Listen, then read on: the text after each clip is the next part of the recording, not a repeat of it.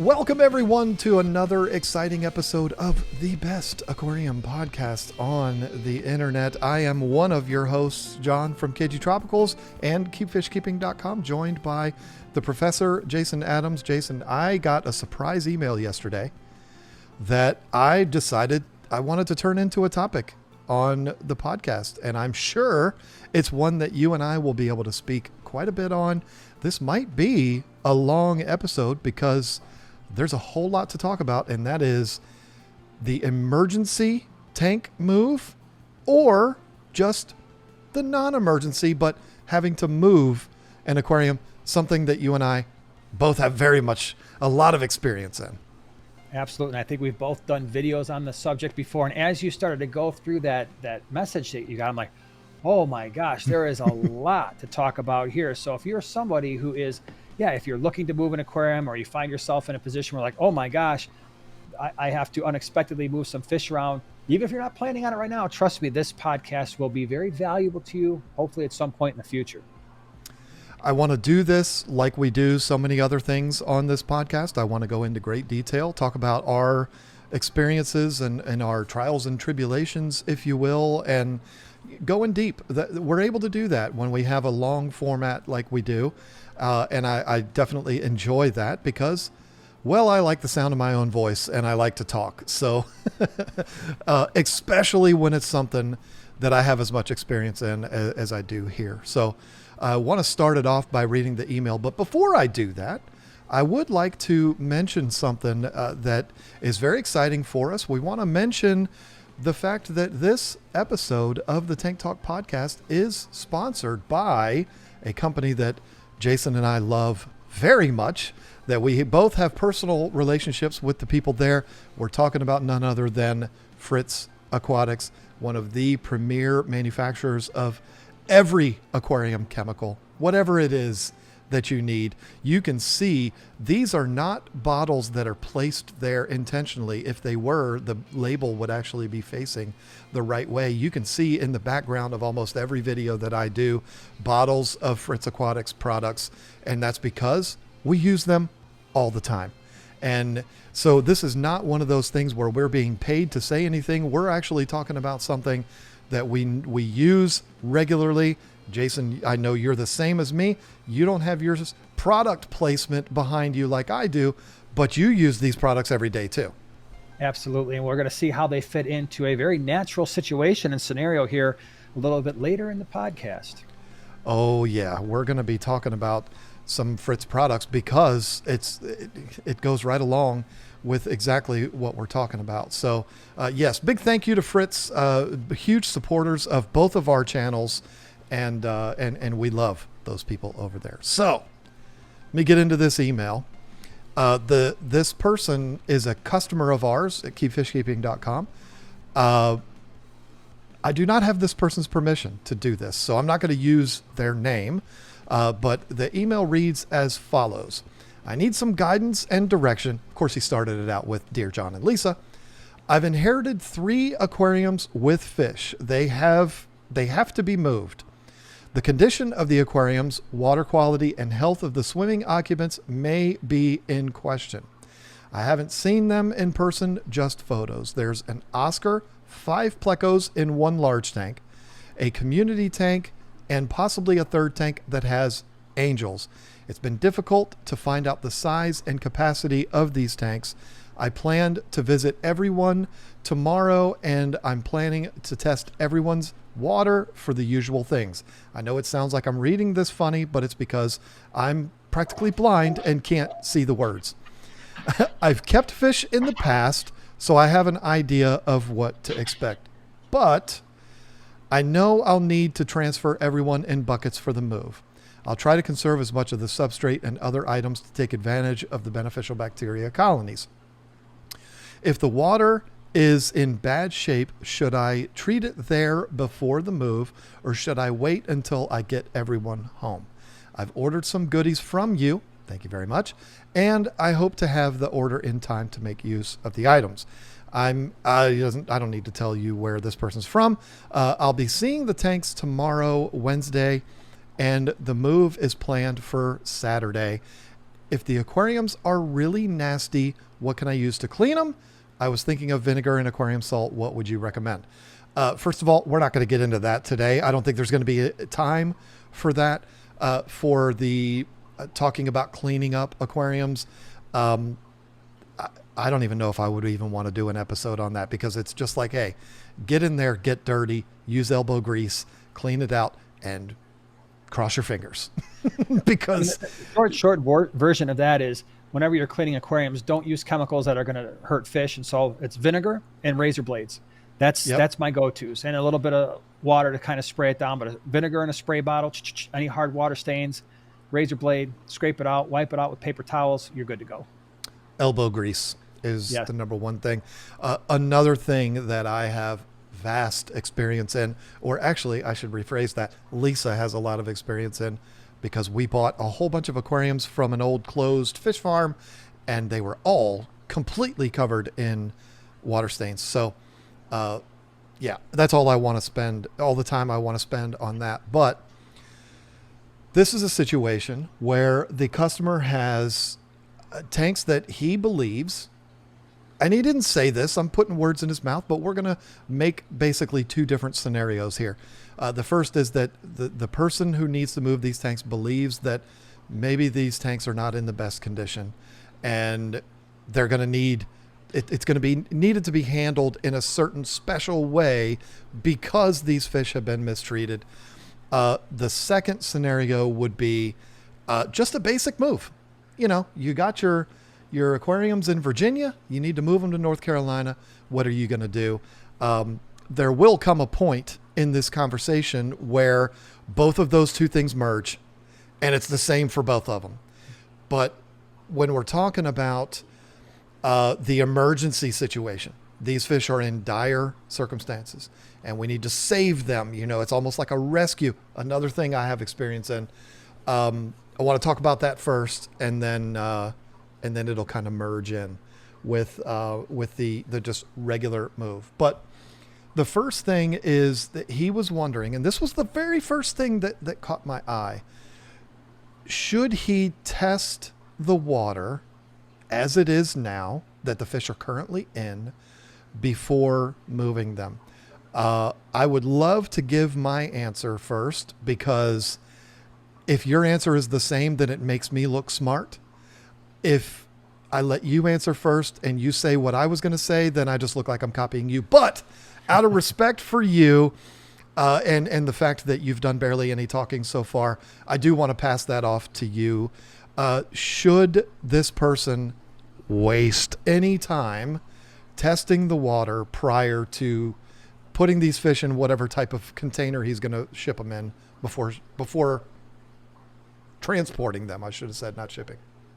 So I'm going to say it might be worth the trouble of testing the water. And here's a couple reasons why. Because the email stated that the fish might be stressed out. They might be in a bad situation. So it'd be nice to know, okay, what kind of bad situation are they in?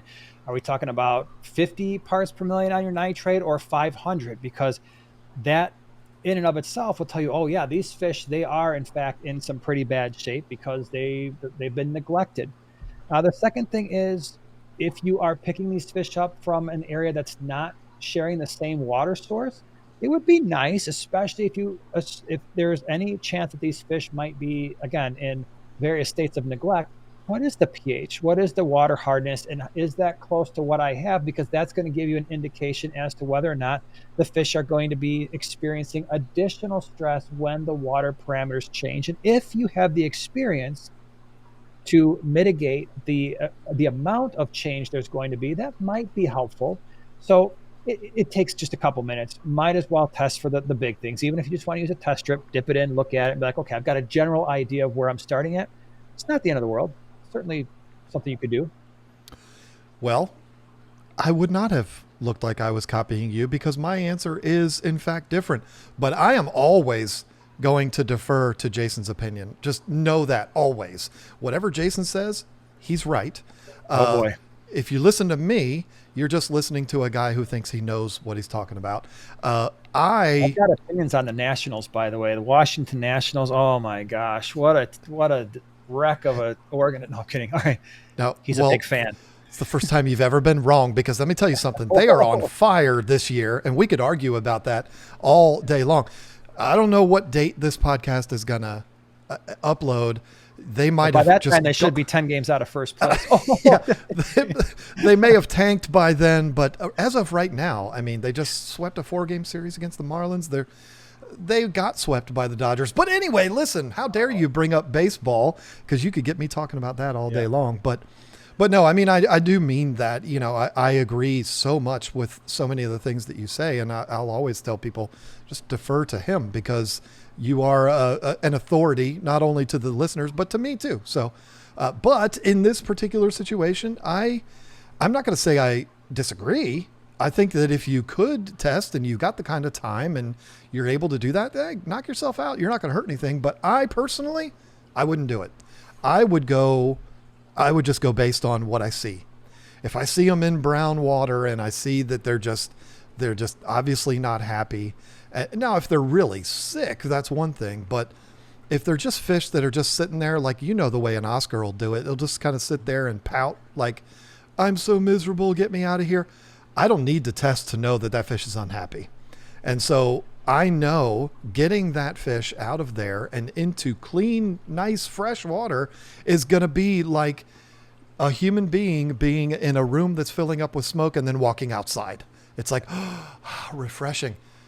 You're not going to see a firefighter on Earth that's going to say, wait a second, let's slowly introduce you to the fresh air because, you know, we want to make sure there's not a shock. No, they're going to say, get outside as fast as you can and breathe in that fresh air. I would look at the clean water as the same thing. I could be wrong, but that's how I would do it. Well, and the important point there is when you're putting first of all, yeah, it's irrelevant what the water parameters are in terms of moving the fish. You're going to do that regardless. And so fish getting out of their nasty situation and into fresh, clean water is absolutely step one. I'm assuming in that scenario that when you move the fish out of nasty tank water and into whatever you're using, buckets or totes, which we'll talk about later, that the water that's going into those buckets or totes are coming from the same source that the fish were in. So there's not going to be a huge difference in water hardness and certainly not in pH, usually when you're transferring from, let's say, dechlorinated tap water directly into your temporary holding situation. So the testing was more to see, okay, well, what is it going to be like compared to when I get home? If I'm 100 miles away or 200 miles away, if it's down the block, then yeah, it's probably not going to be as important. But if it's something where you might have a different water source, and testing might be a decent idea. But either way, you're absolutely right. Get fish out of nastiness, put in fresh water. And that you kind of answered the other point in there as well. And that is, should you use the tank water in the bucket or the tote? And the answer is no, absolutely not, because there's nothing in that tank water of any benefit whatsoever. The only thing that tank water is going to have is an increase in nitrate, maybe ammonia or nitrite if there's a problem with the cycle, but all it's really going to have is nitrate, and that's never good for the fish. So fresh water, dechlorinated, that's the way that you're going with that initially. Now, I'm going to tell you, I was wrong here, because what I told the guy, and you know, you just basically told me I gave him bad information, and that hurts my feelings. Oh boy, well, sorry. But dear guy, I hope you're watching this now. No, the way I read this was that it's not that he's driving to another state. You know, it's a close by thing. And so the way I told him was what I would do, and this is what I did with my goldfish and my koi for my pond, is I would take water. I would not be vacuuming out the substrate and bringing all that brown with me. But I would take water from that tank that's at temperature. This is what the fish is used to. I would take that, put it in the bucket, and then put the fish in there. They're just going to be unhappy in that water for a little while longer. And then once that would be totally fine. Yeah, I mean, I do want to get them in something clean as soon as possible. But if I'm right down the road, I'm just going to get the water, just water, and put them in there, transport them, and then introduce them to the new fresh clean water on the other side. But I certainly don't think that there would be an issue with just filling the bucket up at the tap, dechlorinating it, and going. Temperature swing, maybe there would be a little bit of that. Temperature for sure. Yeah. Yeah, but we're talking about an Oscar here. You could I mean, you don't have to be all that picky when it comes to that kind of Right. stuff. Don't abuse your fish, but you know, they can tolerate a lot. But so for me, I probably would not be doing all of the tests and all that kind of stuff. I would just want to get them out of there as fast as I can. I know I got a doozy of a project ahead of me, and this is going to be an all-day thing, and my back is going to hurt. I want to get this thing going. So I'm going to take water from the tank. I'm going to put it in whatever it is I'm using to transport the fish, put the fish in there, then drain everything out, just get it out as fast as I can.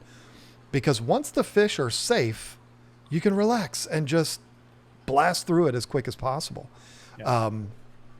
And so that's how I would do it. And then, but I forgot to mention the most important thing. And this is something that I've learned, and this is why these projects take me so much longer than other people would. The very first thing I told this customer was, first of all, don't panic. And don't go into this thing like everything has to be at 100 miles an hour. Otherwise, these fish are going to die. No, they're not. They're in there. They're not happy. Unless they're belly up now and you're trying to resurrect them, you know, don't rush, because that's when you're going to make mistakes. That's when you're going to drop aquariums. That's when, you know, mistakes happen when you're in a hurry. So don't panic, slow down, and take your time, particularly when it comes to handling the fish. Now, when the fish are out and they're safe and you know they're good, oh yeah, man, you can be throwing stuff around and it's no big deal. Do that as fast as you can. But I will not rush this process.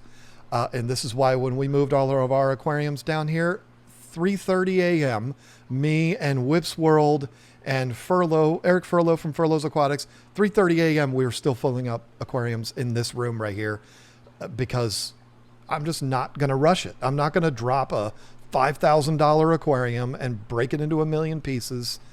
Not going to do that. So now, that to me, what I like to do with big fish, and you can tell me how you like to deal with this. I like to use the big heavy duty totes rather than 5-gallon buckets. My Oscars, they would not do well in a 5-gallon bucket. The Severums might, but the Oscars, they're going to jump right out of that. So for them, I would use I don't even know the gallonage, but a larger tote. Yeah, 27 gallons, I think, is the standard. That with the yellow tops, the black totes with the yellow top, you see at Lowe's and Home Depot and Menards and all that. Yeah, they're 27 gallons. You go larger than that and they get too long and the bottom could fall through. And even with the 27-gallon totes, you got to be a little bit careful there, because those bottoms are not necessarily meant to hold water and, you know, whatever it would be 100 pounds of water or something like that. So got to be a little bit careful. Yeah. And for mine, I tell you what we did with mine. And now my fish were not in an emergency situation. Right. But I actually used a Seche Ultra Zero. I pumped water from my tanks to the totes in my van. That's exactly what I was going to suggest, if it's possible. Yep. That's smart. I backed my van up into my garage, which is where all of my aquariums were, and I netted the fish and just immediately took them over there and put them right into it. So there was never any carrying of the totes, because they can get pretty heavy too, and the bottom could fall out, and then you're in big trouble. And they're really awkward. I mean, we use those things all the time for our swaps. That's where we put our water, and even when we've got just a few inches on the bottom, they're heavy and they start to kind of bend a little bit. Just getting them to pour out into the sink, the remaining water is.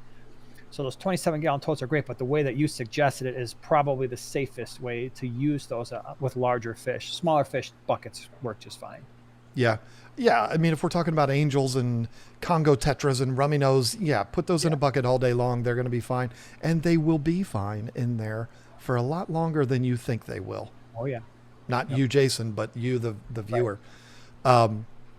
So that's the number one priority for me in a scenario like this, where, and this is what we did with my pond, and that was absolutely a rescue. The fish were in a dire situation. Their water was black. You could not see them. We had to drain the water down just to be able to get them. And so for us, the first thing to do was securing the fish. How do we do that? Now, we weren't moving any tanks in that scenario, but if it were tanks, I would do the same thing. getting the fish out of those tanks, getting them secure in something safe, like the totes, whatever it is. They are out of the way. They're safe. If you feel better about it, stick an air stone in there. However you want to do it is fine. Now that the fish are safe, now we can really get to work. We don't have to worry about them. And again, take your time. Folks have to understand, and it took me a long time to understand this too, because I would always be afraid of it. When you bought your fish, do you go back to our fish path podcast? We talked about what those fish went through when they were transported from Indonesia to North Carolina or Chicago. They've gone through some traveling. They can be in water that doesn't have a filter on it for quite some time. They're not happy about it, but they'll be okay in there. My fish were in the back of my van, which I went through a lot of gas because I left it running the whole day. It was May and it was drizzly, so it was a little chilly, and I kept the heat on in there. And they were in there from like noon until 3:30 a.m. and they were fine. I didn't put air stones in there or anything like that. They didn't like it. It's not like they were, on a fun ride, but they were fine.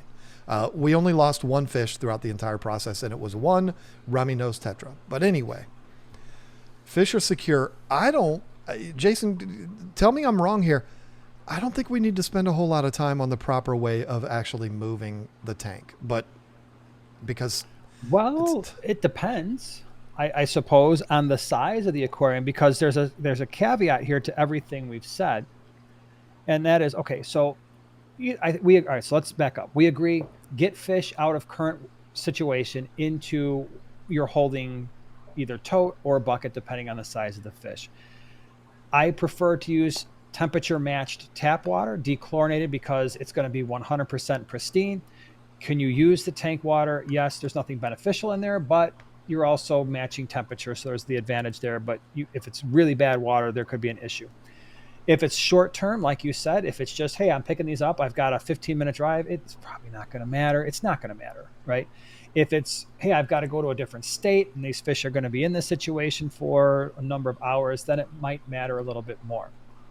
The one thing I was going to say about the tanks, you might not have to do any of that, depending on your situation. If the tank is small, I'm thinking you got a 10-gallon with some small fish, you can empty that 10-gallon halfway out and just take the entire tank, put it in your car, make sure that it's covered so it's water not sloshing around, and go. So you don't have to do all the catching of the fish, which would save a lot of time and stress.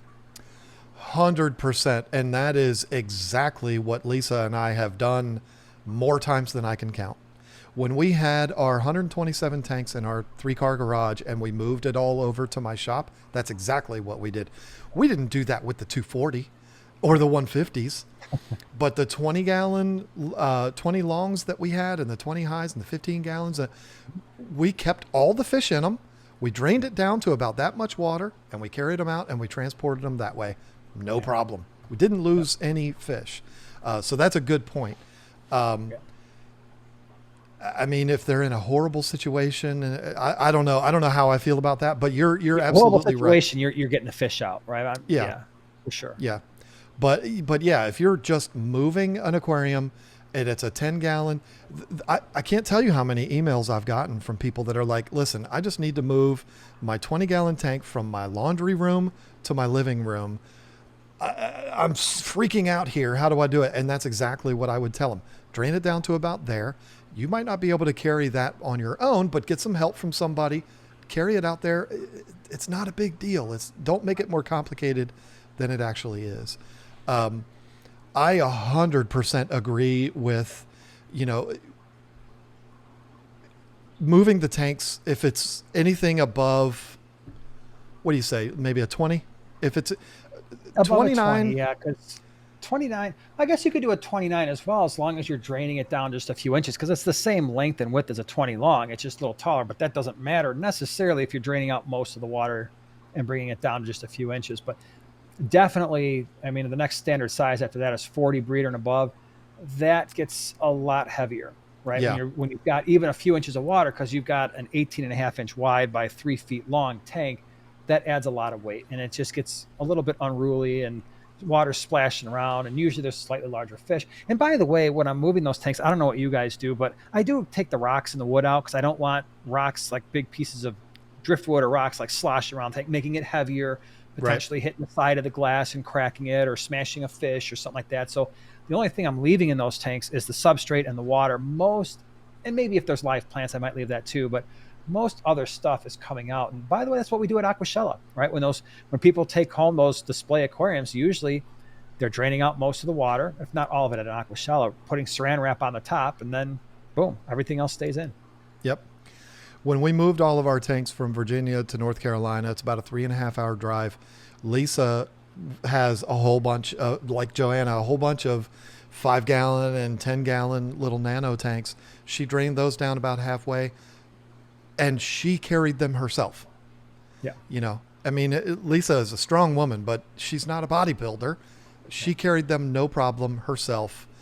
So yeah, I mean, that is absolutely the easiest way. Particularly if you're not dealing with dire situations as far as the water quality goes. I could tell you some nightmare stories of people carrying aquariums and it not going well. So one of the two things on this note that I would bring up, one is however much help you have, you need more. If we're dealing with big tanks, you know, if you're dealing with a bunch of 29s and 20s, then whatever, you and your grandma can handle that. But if you're dealing with 55s and up and a whole bunch of them, even just 3, you need more help than you think you do. So have that. And also, this is not something that you're going to do in a hurry. And it's not something that you're going to do if you got to be to dinner by 5 o'clock. Whatever you do, don't have anything else going on that day. Dedicate the entire day to this. If it takes you till 3:30 a.m., so be it. You chose this. You know, don't try to rush it. Don't be like, well, I got to be to that thing at 1:30. I'll go over there real quick. No, don't do it. Wait till the next day or whatever. Have plenty of time and have plenty of help, particularly if we're talking about big tanks. Now, in this guy's situation, he said there was a tank with 3 Oscar or an Oscar and 5 plecos. Now, to me, being the responsible person that I am, I'm immediately thinking 125 gallon, but for all we know, that could be 55 or something like that. Either way, this guy's going to need a lot of help. And, you know, you can never have too much help when you're talking about moving big, heavy glass boxes. If you have too few people, disasters happen. So definitely do that. Now, so, okay, we've gotten over the emergency situation. Okay. The emergency, the fish are handled, everything's good. This is where the two scenarios merge, because everything from this point is going to be exactly the same, whether we're talking about fish that are in dire circumstances that you're rescuing, or they're in perfect situation and you're just needing to move them. What are the things, Jason, that you would tell people, make a list and have all of these things with you when you go to do this project? What would be on that list? So we're picking up. We're going to get the tanks and bringing them back to our house.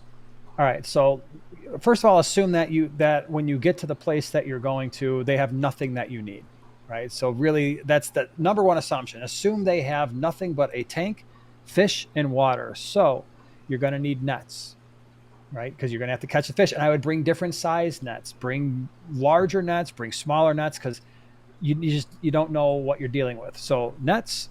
You're going to need some type, potentially, if you do the things the way I was saying, like I would do it, just tap water, temperature match tap water, you're going to need the dechlorinator. And so that's why we talked earlier about the Fritz Complete, the liquid stuff. You just pour that stuff right in.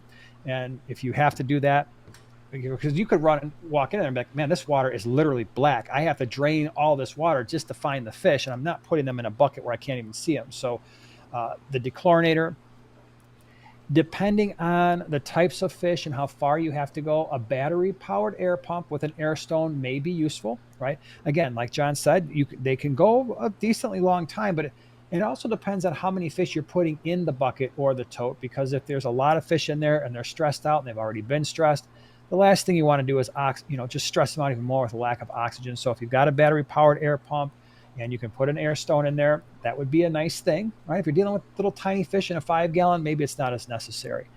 Let's see here. Water temperatures, it's going to be really tough to do anything about that. Ideally, again, you want the water temperatures to match when you put the fish in first.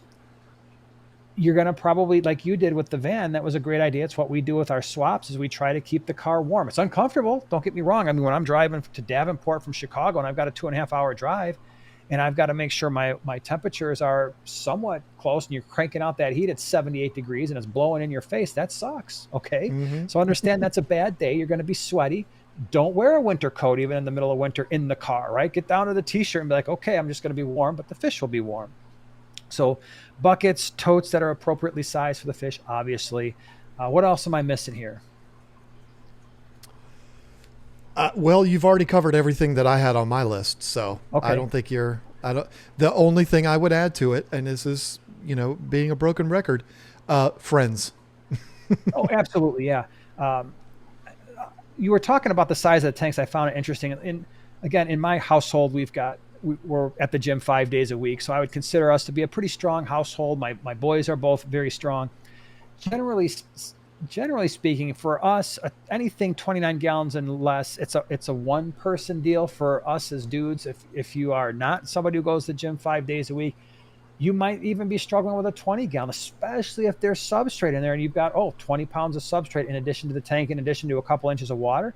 You don't want to get to a point where you show up and be like, I can't get this tank into the car by myself, and the person I'm picking up from might be disabled, or they might be elderly or something. Like, all right, now what do I do? Right. Mm-hmm. So that extra person, an extra set of hands, just even with a 20 gallon goes a long way. Like, oh my gosh, I just caught this fish here, run it over there, put it in the bucket, or hey, I need this thing, or I need a different net, or go get the dechlorinator or something like that. Once we get to the 40 gallon breeders, even around here, yeah, I can lug those things around the fish room by myself, but it's not ideal. 4-foot tanks, you really do need a second person. They're just too awkward to try to be moving those things around by yourself. And by the time you get to 6 feet, 2 strong people for a 125, no problem. But now you might be looking at a third person for sure. I would recommend a third person. Like, we have 2 125s that have very thick father fish type substrates in them. Like it's a lot. And so these 2 125s probably have 100 pounds of sand in them. Not sand, but substrate of all different kinds. So you're talking about a tank that's probably 150 pounds, bone dry. I don't know, maybe more. And then on top of that, and I'm not taking all that substrate out if I don't have to. Yeah. So what I think is a smart thing to do, and I've done this in the past, is sometimes with a 125, 6 feet by 18 by 20 or whatever the measurements are, sometimes 3 people can be a little awkward. I think it's easier with 2, but what I like to have is that third person or even fourth person walking with us. Yeah. We've got this, but I want you here and ready in case anything goes wrong. All of a sudden, I got a real bad twitch in my back, or you never know. Oh my God, my arm hurts. Opening doors, getting stuff out of the way. Absolutely. Yes. Yep. So having those other people on backup, I think is absolutely critical. And I'm glad you just said what you said, because that was going to be my next biggest point. Spend more time than you think you need to spend making your plan. Mm-hmm. Because you go to this person's house and they live in a townhouse that you got to wind down the staircase, and it's that little room. You got to go around the corner and through that doorway. You have to look at everything. You have to know where you're going, where you have to make turns, look at everything. I'm going to tell you a very brief story that has to do with that, of somebody not doing that and it ending in absolute disaster. A friend of mine had a 240, which was the same footprint as these, which is 6 feet by, I think it's 20. 6 feet by 24 by close to 30. By 30. Yeah, exactly. Yeah. So, it's almost, so very, very heavy tank. That's a tank that maybe, Arnold Schwarzenegger and Sylvester Stallone in their prime could handle on just the 2 of them, but you're going to want probably 4 people for a tank like that. So, but it was just like this. All we had to do was transport the tank from the back of my pickup truck into the guy's kitchen and put it on the stand. It was maybe 20 feet. But they had to go through the garage and up 3 little stairs into the kitchen. They had it all figured out. Everybody, I was not carrying this tank because I just told them I'm not carrying it because I'm not doing that. I don't want to hurt my back. There was 2 guys that were big, burly, bodybuilder kind of guys. And they were like, we got it. It's no big deal. We know what's going on. There's nothing in our way. We're all good. There was one thing that they didn't consider. This person, the owner of the house, had a oriental rug in the garage. Not a big deal. Step right over it. No big deal. What they didn't consider was the weight that these guys were going to have in their hands, and they were kind of shuffling their feet, which meant they hit the end of that rug and the guy went down and the tank went down with him. Luckily, nobody got hurt. The tank was gone. I mean, it was done. The tank did not even make it into the house, and it was because he stumbled on that rug. So if I'm somebody that I'm constantly playing the what if game, like I analyze things to death. If I had thought about it, which I wasn't involved in this part, I was actually in the kitchen getting the stand ready. I didn't realize this had happened until I heard a gigantic crash. Am I telling you if I had been out there, I would have told him to move the rug? I don't know. But I was a different person then. I liked to do things quickly and let's get it over with. Come on, get it done. Whereas now I'm pushing 50. I'm like, all right, slow down. I would have seen that now and I would have said that could be a problem. Just move the rug. It's going to take you 20 seconds. I don't care if it's worth $86,000. Move the daggone rug because somebody could die in an accident like that. I mean, a piece of that glass could, the nightmares that could have been from that, it's unthinkable. So think about every single little thing. Hey, there's that little step right there. Don't, make sure you see that little step right there. You stumble over that, it's over. Pay attention to every little thing and have a good map of exactly where you're going to go. Know what you're going to do when you get to the truck or to the SUV or the trailer or whatever it is. How are we going to put this thing down? What are we going to set it on? How are we doing? Know all of that before you ever pick anything up. And I promise you that will save your back. It'll save probably friendships and it will save aquariums. So, spend more time on that than you think you need. And the big thing, and you kind of hit on it, are the pinch points in your travel path. I'll give you an example. Oh. We have 4 foot 150 down here. So it's 4 feet, 48 inches. It's 24 inches wide. It's 30 inches tall. It was a relatively heavy tank. It was the one that was in a million of our videos. And Whip, Whip's World, he doesn't live too far from me. He's like, hey, I want that tank. So I'm like, hey, come on over. You have to understand something. So we had 4 guys. It was me, my son, Eli, who's 16 and is a competitive power lifter. So Whip is, if you've ever met Whip, what is he, 6'6"? At least. Dude. He's a big guy. Might have been maybe an inch shorter than him and big. So we got 4 people who are very, very, very capable of moving very heavy things. No problem. What is the problem? Well, the problem is in my basement, right over here to my right, we have a stairway, and John, you've been here, where it goes up, then there's a platform, then it goes the opposite way. So we have a pinch point there. Well, guess what? This tank at 30 inches wide just barely fit up the stairs. So what did we have to do? We had to take it one step at a time. But guess what?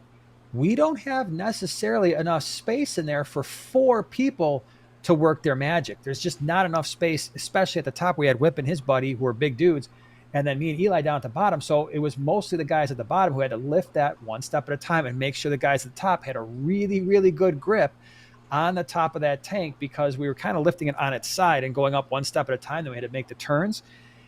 And there's a lot that could go wrong if you don't just sit there for, like you said, about 10 minutes. Like, okay, after we get it on the 3rd step, we've got that turn there. We've got a railing in the way. There's a little ledge there. Is it going to make it? Yeah, but now we're going to lose a guy because 2 guys can't fit around the top of that. So the bigger, heavier tanks, you absolutely have to know where your pinch points are. You got 4 guys, but 4 guys can't make it through a doorway all at once, right? You can't have 2 guys carrying a tank making it through a standard door. It isn't going to happen. So how are you going to deal with that? Because somebody's going to have to let go temporarily and then get out the door first. And that one dude you've got holding that side by himself better be pretty strong and capable of now getting through the door, maybe stepping down a step before the other guy can get a hold of it again.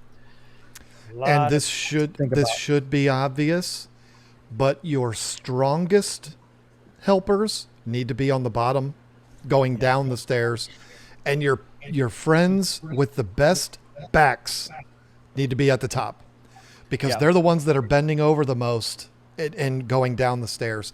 I'll tell you what we did with this tank right here. And it almost sent my son-in-law to the hospital. This is all on video, by the way. Oh. When we were bringing that tank and others here, my son-in-law was on both ends. He was on the Virginia end and the North Carolina end. Some people helped us in Virginia, and then other people, Whips World included, helped us down here. But I had this stairwell, concrete, 6 foot wide stairwell that went up from the basement, and it was like 13 steps, like an average staircase. The problem was what you just said. We had French doors. This was the dumbest thing I've ever seen. French doors at the bottom of the staircase that goes into the basement, but only one side opens.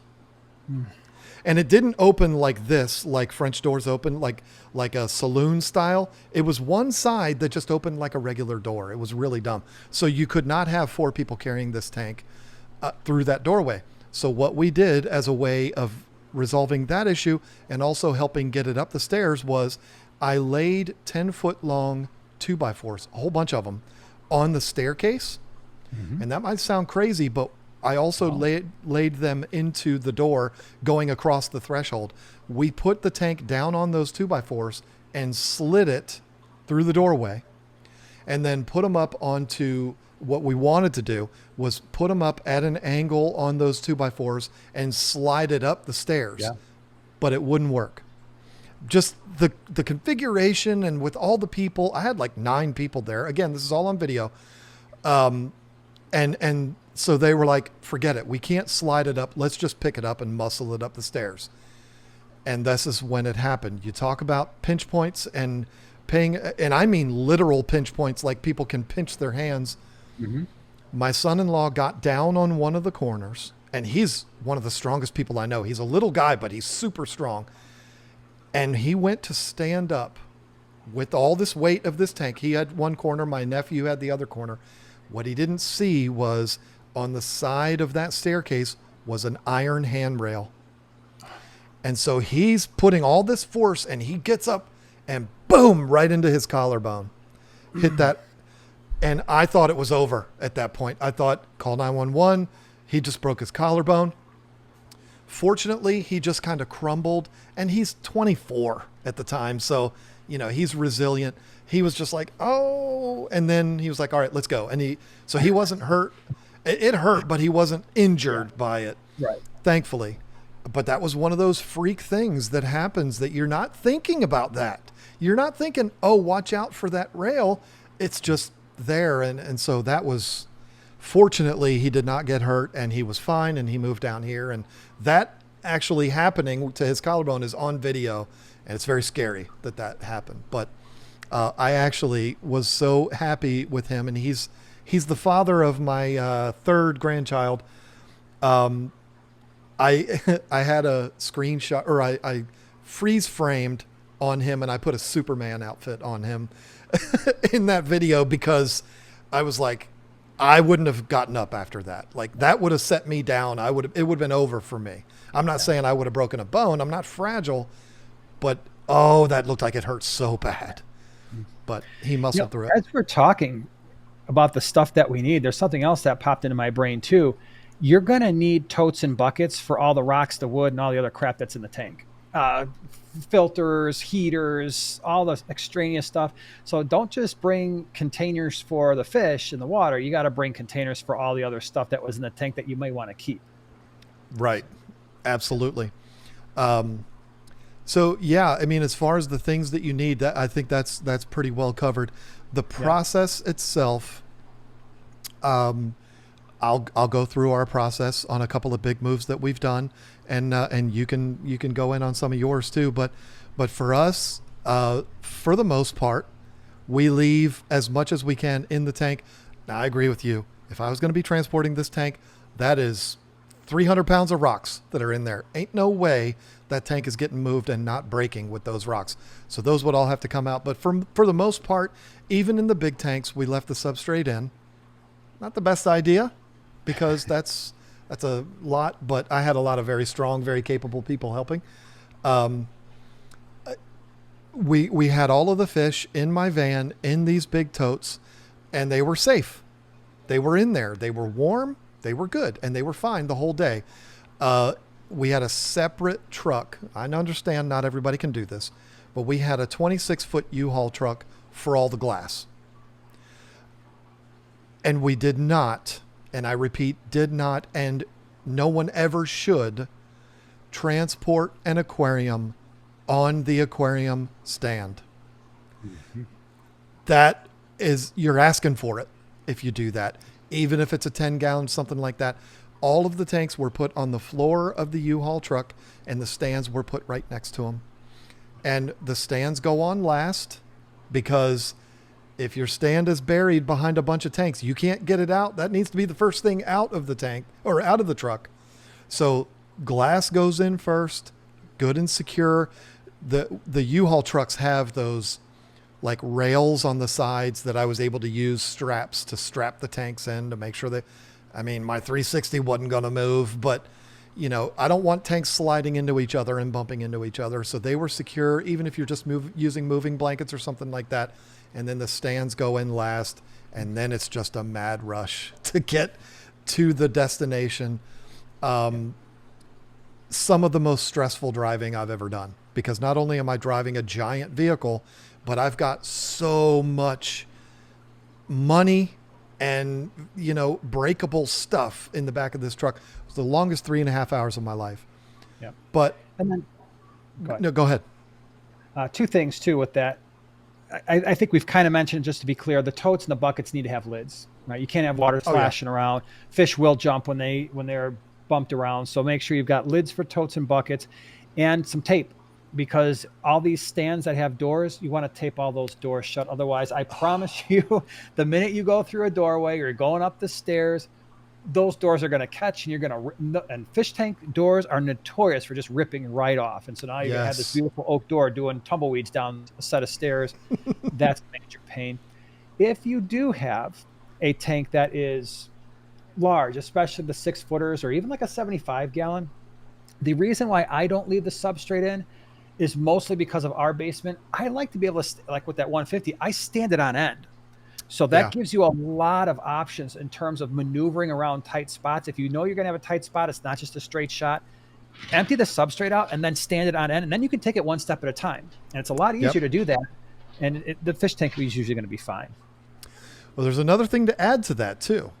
Whether it's sand or gravel, if you leave it in, this has happened to me more times than I can count. Once you start going up the stairs, what's going to happen? It's going to slide right down. Whoever's on the bottom is going to get all that substrate slide right down into their face, and it's all going to pile up right down there. Again, making sure that the strongest people are on the bottom, because if that happens with a 125-gallon tank that's got 90 pounds of gravel in it, that could be trouble. You're putting another 90 pounds on those people that are at the bottom. So, and guess what? You haven't completely emptied out either at that point, the water. And so that person on the bottom is getting a full face and chest full of malm.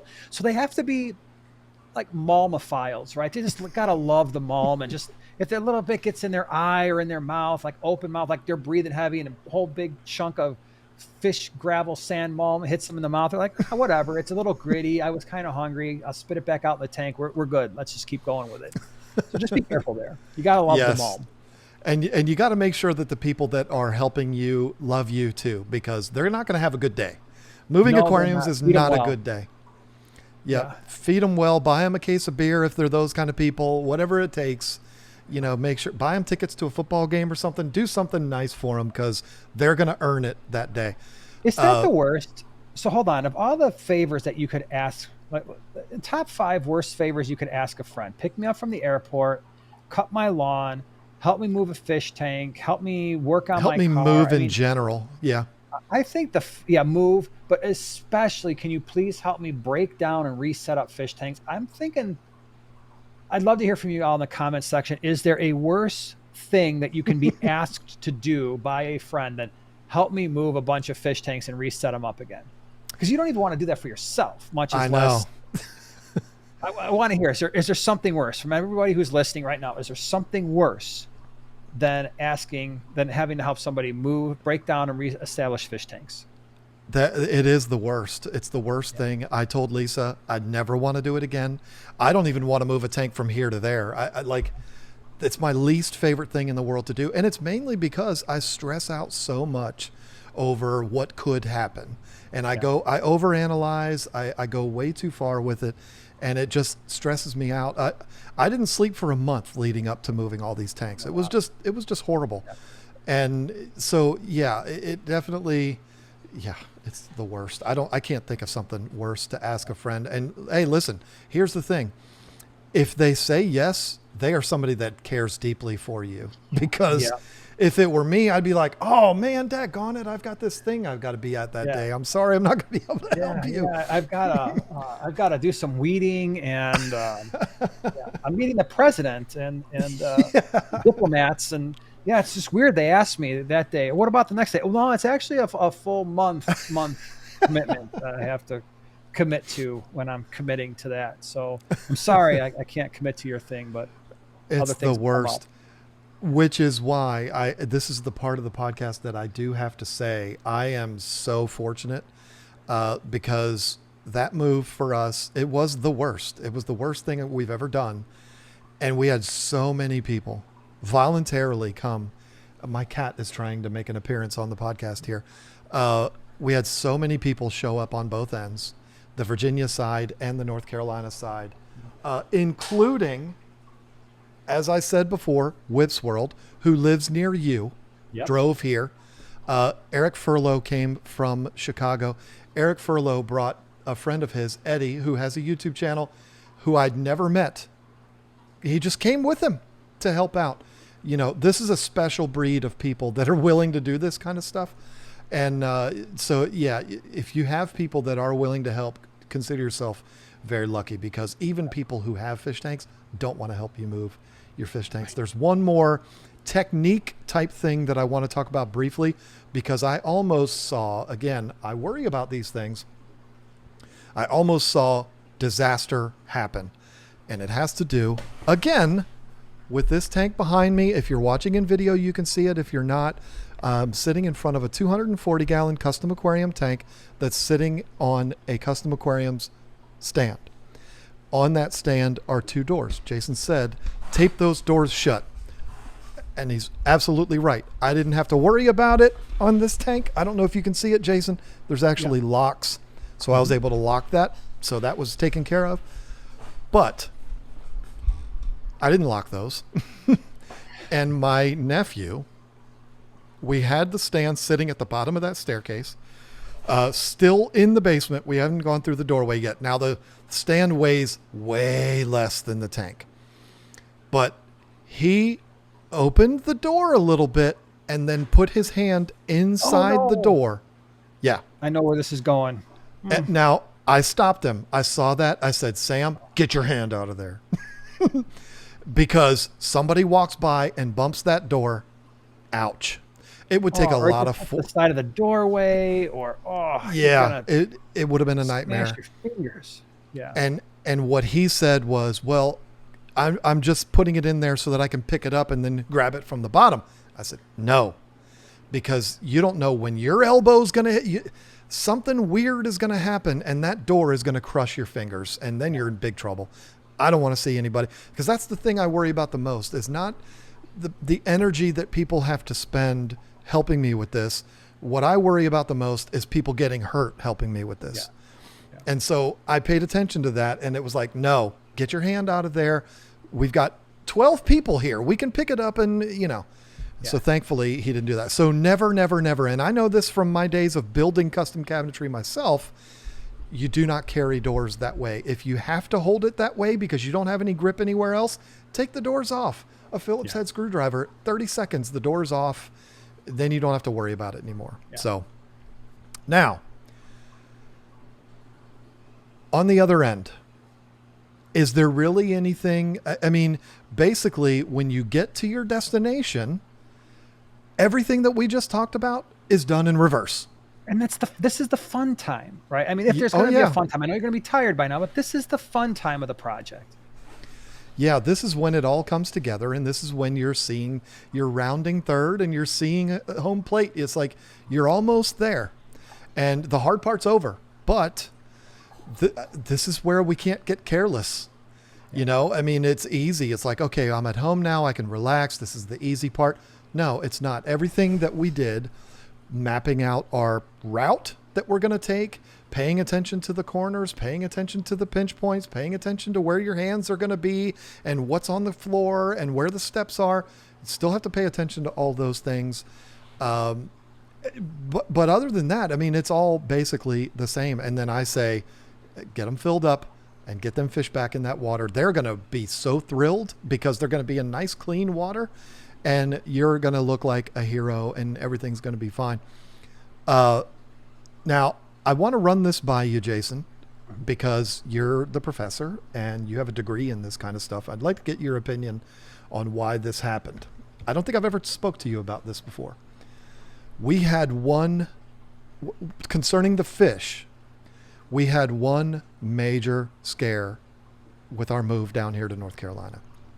And that was, of course, it was with the discus. The discus were in a tote in my van, the same way my yellow labs were, all these fish were. We've added more, but you know, whatever fish we had in here, the Oscars, the bikers, you know, all the big fish were in totes in the back of my van, kept the same way. Everybody was fine. We put all the Africans in their tanks, filled the tanks up. By then we had pretty much run out of hot water. So the water was cooler, but they were still just as thrilled as could be. And I only have like a 30-gallon water heater out here. So that went pretty quick. But anyway, the discus we did a little bit differently because I am not going to put discus into water that's 68 degrees. I'm not going to put them through that. So we actually filled the discus tank up first, cranked the heaters on, get that water nice and warm, and then we did all of the others. And then we put the discus into the tank last. I thought it was a good strategy, but here was the problem. My van, it's 3:30 a.m. Furlough's here, Eddie's here, Whip is here. Lisa's already gone back to Virginia because she had the kids with her. Van's still out there running. Discus are the last ones in there. We took a little bit of the water out of it. We took the whole tote because I didn't want to walk, even though it's only 30 feet, I didn't want to walk with fish in a net, you know. So we brought the tote in, set it down on the floor, and the discus just looked like they were just going to start dying. It was terrifying because these are Lisa's precious fish. And I'm like, oh, great. I get to call Lisa and tell her that all of her favorite fish died. I don't know what it was, but as soon as we put them down on the floor, the tote down on the floor, they all turned on their sides. And so all four of us, we were like, okay, get them in the tank as fast as possible, which we did. We put them into the tank and they all just kind of went, which I'm giving for people listening, I'm giving the fluttering to fall down like a feather onto the bottom of the tank. They all went down on their sides and went down to the bottom of the tank. Being somebody that's a retailer of all kinds of aquarium equipment, I immediately ran to my barn. I grabbed a Tidal 110, which is still on the tank, because I wanted to get the water moving more, get more oxygen in the tank. I didn't know what was happening in there. And we got them all to come around. But what was it, do you think, that made them react that way? That made them just like, they're the only ones that just for some reason, whether it's barometric pressure or something, I don't know. But as soon as we put them down on the ground, they were upright in the van like discus are. And as soon as we put them down on the ground, they laid flat and they looked like they were going to die. What can you even imagine what could have possibly caused that? I mean, okay, so water parameters haven't changed. They could have just been stressed, right? I mean, I'm assuming they had a lid on the tote, and then you probably had the lid on the tote, transporting them from the van to the floor, right? You Uh, wouldn't want all that water splashing around, right? I don't recall. It's literally 20 feet. I mean, Right, it's but I mean, if the lid was never off, right? So they're complete in complete darkness. They're stressed out. They could have been a little bit stressed out with a lack of oxygen. Temperatures for sure, because I mean, you're not cranking that van at 90 to keep the water at 84. You wouldn't want to do sure. that anyway, because that hot water would be an issue, that warmer water when you're transporting. So my thoughts would be a combination of they were cooled off, they were stressed. Then if you take the lid off and it's light in the room, that might have just been another stressor where they're just like, oh, like it would be like if you were sleeping and you were already cold, right? And you were already like having a little bit harder time breathing. And then boom, someone turns the lights on. You're like, oh, what in the heck is going on here? And they don't have eyelids like the way that we do. Right. So they can't Right. block out all that light. So I think it might have just been a stress reaction. And then once you got them in the tank and it was, okay, that's starting to warm up again. And they're not feeling like crap and they're getting used to the surroundings. Like, all right, I think we're going to be okay. Angelfish will do that too. I've seen angelfish do that. Kind of the same thing you're describing. It was terrifying, and I panicked. And stress is one thing. I would like if two or three of them did it, I would have been like, oh, they're stressed out, and I would have reacted the same way. But it was all of them. Every single Yeah. one of them reacted this way. Yeah, that is And weird. That is weird. I freaked out. All of us freaked out. And I actually I grabbed an air pump with an air stone and I was going to each one of them and I was holding them above the air stone and Yeah. like getting bubbles going through their gills and stuff. Because these are Lisa's fish. I bought Yeah. these fish for her birthday. Like, I can't lose these fish. I would be devastated if I lost the Oscars or something like that, but it wouldn't have been the same as losing Lisa's discus. Thankfully, like I said, everything was fine. I they all went back to their hotel. They went to bed. I went inside, went to bed. Like 3 hours later, I just woke up. I came back out here, looked at them, and they were fine.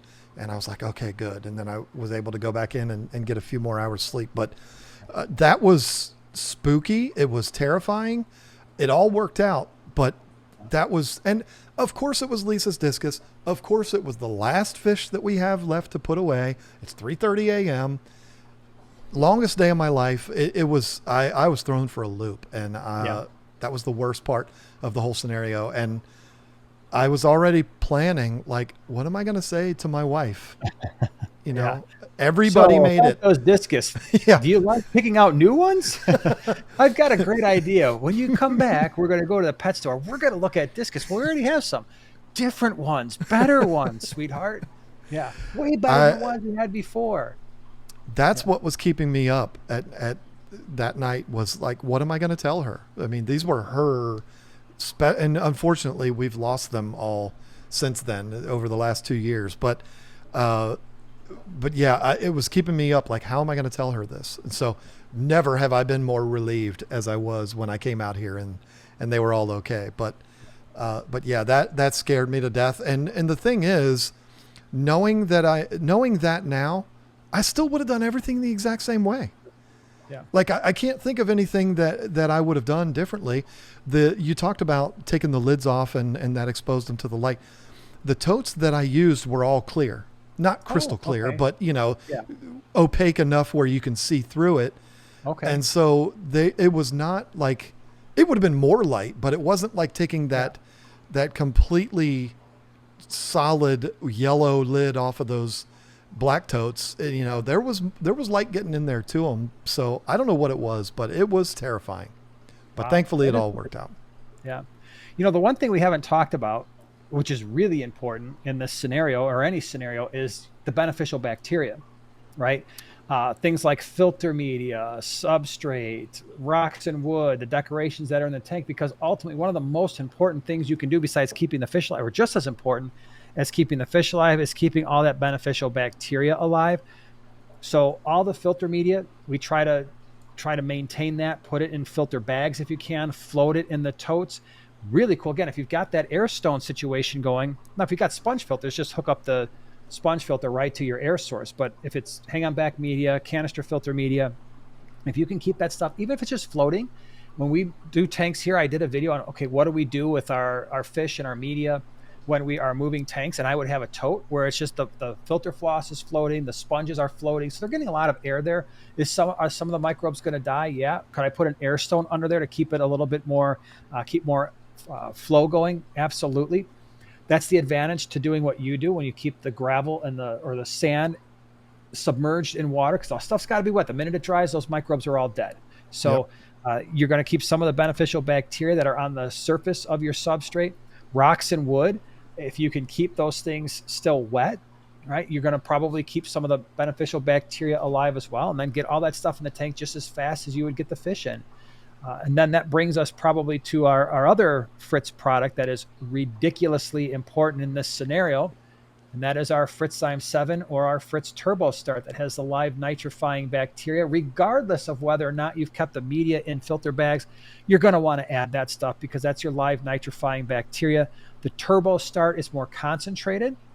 Usually you're using that if you have an ammonia or nitrite spike. The Fritzzyme 7 is more of something you add to the tank just as a maintenance thing or when you're setting up a tank. But that Turbo Start could be good, especially because keep in mind, you're going from fully stocked tank. If you've changed anything, the rocks, the wood, anything that was in that tank, you're losing all the beneficial bacteria. Now that Turbo Start might be a better option. Definitely try to keep that filter media wet and oxygenated if you can the whole time.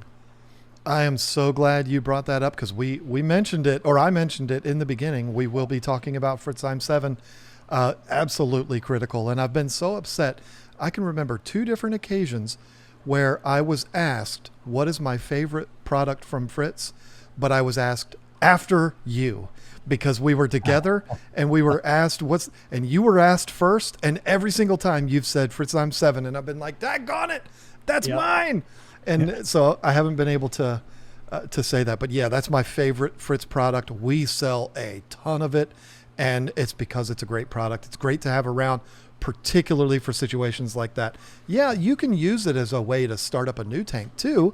I would go more with the Turbo Start for a brand new tank, but Turbo Start's a little more difficult to find because it has to be refrigerated and all that. But the Fritzzyme 7, I mean, that's great for maintenance and for doing situations like this where you don't know if you need it, but it'd be nice to put a little bit more bacteria in there and just give you a little bit more of that peace of mind. So, absolutely. And basing it on the numbers of bottles of Fritzzyme 7 that we sell, it's a very popular product and it's very effective. So stuff works. I mean, we've used it, I'm not exaggerating, at least 2 dozen, 3 dozen times in tanks that we've set up, and we've never had an ammonia spike in any of those tanks. We stock the tanks lightly for our new tanks, but it's worked every time. But now in this case, you're just stocking it with the fish that you've rescued or you're moving, so even more important there. Yep. And I'm so glad that you brought that up. And on that note, it's a great opportunity to thank Fritz once again for providing sponsorships for us, not only for this podcast, but also for our YouTube channels and everything else. We love Fritz. That's why I sell the product. I was selling Fritz on my website before they were a sponsor of my channel. So, I'm not paid for my opinions. I give you my opinions. If it's a great product, I'm going to tell you it's a great product, whether there's money involved or not. So big thank you to them for the support that they've given not only to us, but the entire content creator community. It's wonderful. Fritz is doing it right, and they have great products. So there we go. I hope that we have been able to settle your mind a little bit over moving tanks. Like I said before, one of the first things I tell people, if you're just moving a tank, don't make it more complicated than it is. All you're doing is taking water out, moving it, and filling it back up again. It's not that big of a deal. Obviously, you got to move across country or, rescue fish in a dire situation. You're going to want to take more steps, but it still isn't something that's needs to be more complicated than it is. Just have plenty of time, plenty of help, and spend way more time than you think you need to planning how you're going to do this, and you should be fine. So on that note, thank you all so much for listening and being here with us for yet another week of the best aquarium podcast on the internet. We're going to keep saying that until it's proven to be true or not true, one way or the other. Thank you all so much for hanging out. Did you have any last things you wanted to say before I sign off here? Stay classy, San Diego. There we go. Nice. I'm not going to give my rebuttal to that and say the other thing that Ron Burgundy said, because we might get in a little trouble. So on that note, I will say thank you all so much, and we'll see you next week.